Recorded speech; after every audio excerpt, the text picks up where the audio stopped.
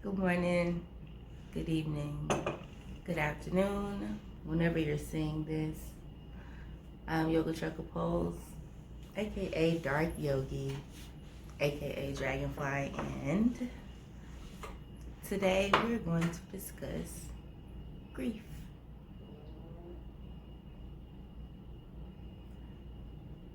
Our first experiences with grief, where we are right now with grief, how we perceive grief, and unprocessed grief. Grief we didn't know we were still carrying. And how to show up for yourself. Yeah. During and after the grief. So, I want you to think about your first experience with grief, or I would say sudden loss of any kind.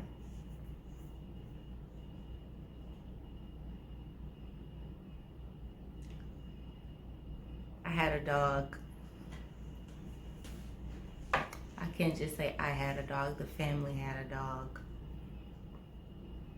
A Lhasa Apso named Wiggles. And he kind of looks like a Shih Tzu, basically looks like a little mop, you know.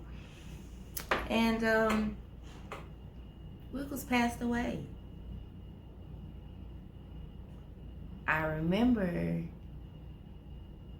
the energy around it, like something was coming. And one day they put Wiggles on the wagon, one of those red metal wagons, radio flyer, I think, and they took him off. I didn't understand it, you know. I'm a country girl, and I say took him off. They, took him off to the woods. I don't know what happened afterwards, but the wagon came back empty. And so it was one of those things where you're like, as a child, processing sudden loss of comfort. It just leaves you wondering, well, when are they coming back? Are they coming back? You know? And so the child, in the child's mind, or my child brain, you start looking for other ways to self-soothe and comfort because you don't quite understand.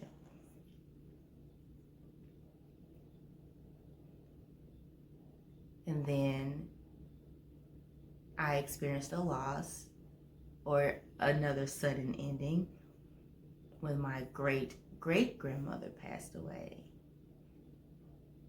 You get used to seeing them on a consistent basis.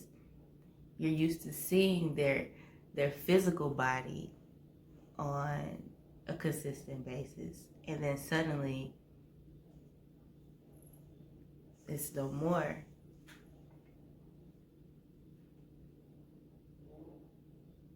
How do you process that? How do you process grief as a child when the adults around you, they too are experiencing grief in their own way?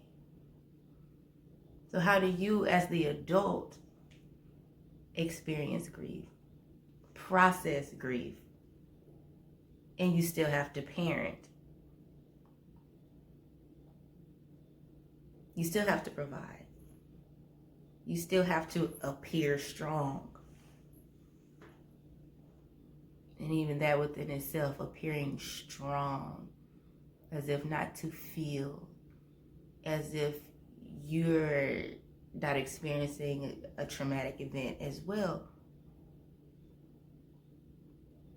And in a spiritual sense, as if you're not also taking on that energy that's transition.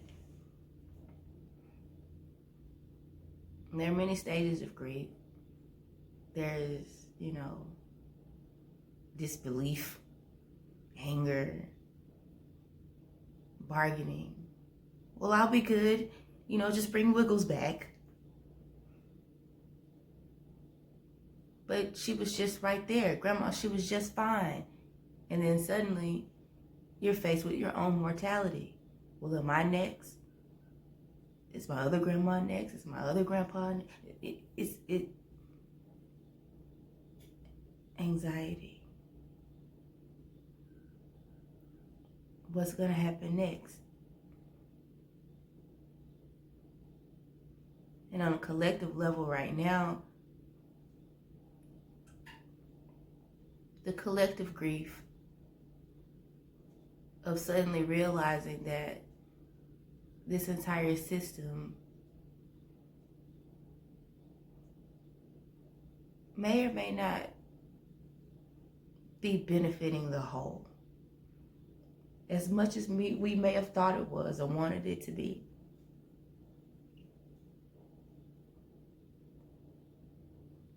And now we see the anger, the turning on one another. You took my dog away. You took my security away. You took my happy place away. Who was you? Who was the you?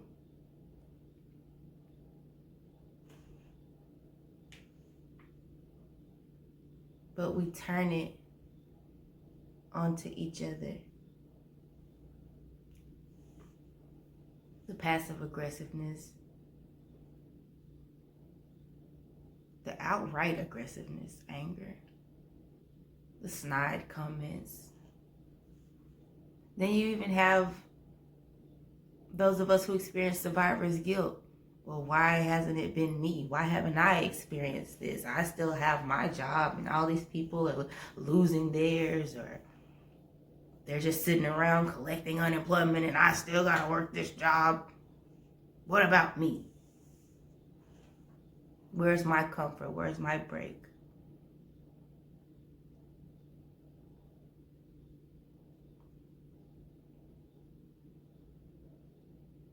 And then sometimes the pain is too great and you don't want to feel. You just want to chase a high. You want to chase the feel good. Whatever it takes to not feel that low.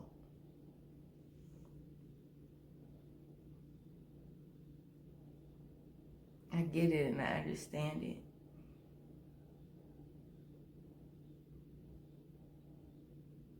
And I know it hurts. And it's okay. It's okay. But take time to process it. To process the fact that things, they really weren't how they seemed. And it's okay. Don't feel bad for still having your main source of income. Don't feel bad for still having a roof over your head. Don't feel bad because you still have your parents or your grandparents or your dog, your childhood dog. Cherish that. And when the lows come, as with everything, seasons, they come and they go. Allow yourself to feel. Even I, when my child self needs a little bit more comfort, I allow her. I allow her to have that. process it. You need a hug, nobody's here. The onesie is. My onesie is here. And thanks to spirituality, I can stay connected to Wiggles, to my great-grandmother, my great-great-grandmother. And it's okay.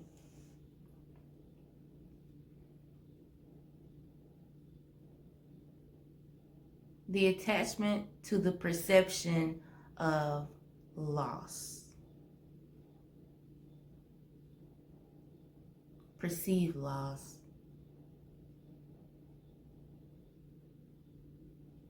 The attachment to it.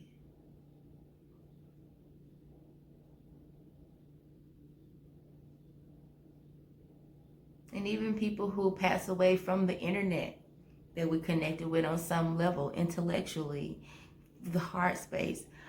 I get it. That matters too. Your favorite celebrity, basketball star,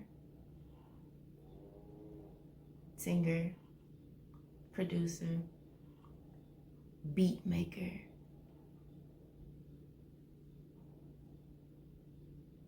male person. It matters. Allow yourself to process it. Because one thing that I've noticed is that when you're in grief from whatever traumatic loss, betrayal, relationship, so on and so forth, it can make it hard to see potential in wanting to love again, wanting to experience love again, wanting to live, wanting to experience life. Survivor's guilt.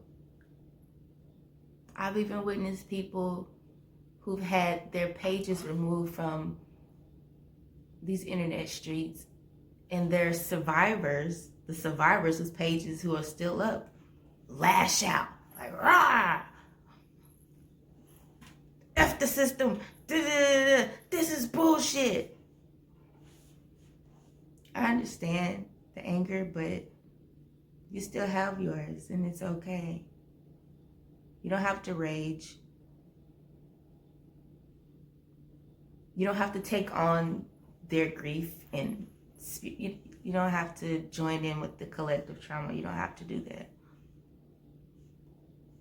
Process why you're doing that. Just be in gratitude, you know? But if I'm grieving, how can I be of service and assistance to spirit? How can I be a better vessel and channel for spirit if I'm stuck in grief? How can I see clearly? How can I navigate clearly? How can I lead another clearly? How can I lead myself clearly if I'm stuck in grief?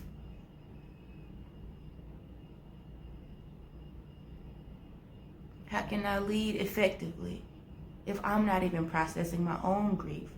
How can I love from a pure space if I'm still processing grief, if I'm still holding on to something from 2019, 2009, 1993? How can I stay present? How can I enjoy the present? How do I even have room for the present if I'm still holding on to the pain from 93? There's no room for expansion in 2021 and beyond if I'm still holding on to 2020.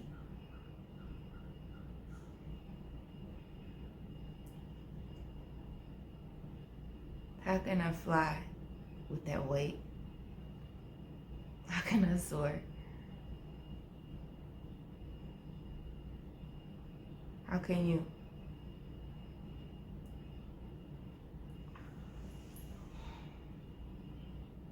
So if and whenever you're ready to start processing it, you just want to converse with someone that you resonate with. Whether it's me or anybody else, of course, here comes the plug. Book a shadow work consult with me. Let's start it. Let's embrace and integrate our shadows. We can start the process. We have 30-minute sessions, 50 minutes to an hour-long sessions, virtually. We can talk face-to-face just like this, or over the phone. Compassion and love doesn't always have to come with pain, floggers, or being bound with shibari. I offer that too. I'm full spectrum service, baby. But for right now, we're processing grief. And we're allowing for love and expansion to come in and lift us and expand us and unite us. Lay burdens down. It's gonna be okay. It's gonna be okay. You're still here. And you matter. And that matters. Take care.